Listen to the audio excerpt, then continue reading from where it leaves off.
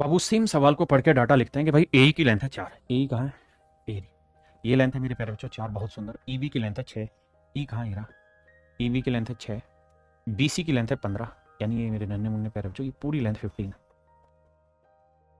कह रहा है सी ई बी, सी कहाँ है, इरा ई बी, ये वाला एंगल अगर थीटा है तो कह रहा है ए एफ बी, ए कहाँ है, ए एफ बी, ये वाला कोण भी मेरे प्यारे बच्चों थीटा है। आपको ऐसी कोई दिक्कत वाली बात नहीं है, समझ लेते हैं। हमसे पूछा क्या है मेरे प्यारे बच्चों, एफ बी की वैल्यू बतानी है। कहता है जी एफ बी का मान ज्ञात करके बताइए क्या होगा। आइए मेरे बच्चे, देखिए दोस्त मेरे प्यारे बच्चों, इस ट्रायंगल में आना। इस ट्रायंगल में ये कोण 90 डिग्री है, ध्यान देना। हाँ जी, तो इन दोनों का जोड़ भी 90 होगा, इसका और इसका। बिल्कुल, तो ये थीटा है तो इसे मैं अल्फा मान लेता हूँ। ध्यान ये रखना कि थीटा प्लस अल्फा 90 डिग्री होगा। हाँ जी सर, मान ली बात। ऐसे ही मेरे बाबू इस वाली ट्रायंगल में अगर आप आओगे तो ये कोण 90 डिग्री है। बिल्कुल सर, तो 90 डिग्री है तो इन दोनों का जोड़ 90 होगा, तो ये थीटा है तो थीटा प्लस अल्फा 90 था, तो ये वाला कोण अल्फा होगा। हाँ जी सर, ये वाला कोण मेरे प्यारे बच्चों अल्फा होगा। अब सर दो ट्रायंगल सिमिलर बन गए, बिल्कुल बन गई। हमसे पूछा क्या है, एफ बी का मान ज्ञात करिए।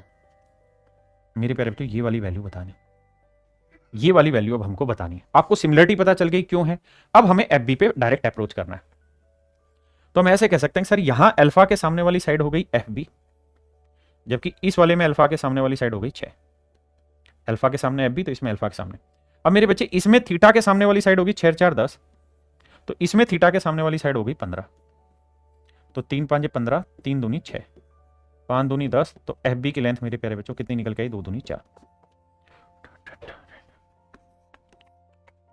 तो मेरे बाबू मेरा जो आंसर निकल के आएगा वो कितना निकल के आएगा, 4।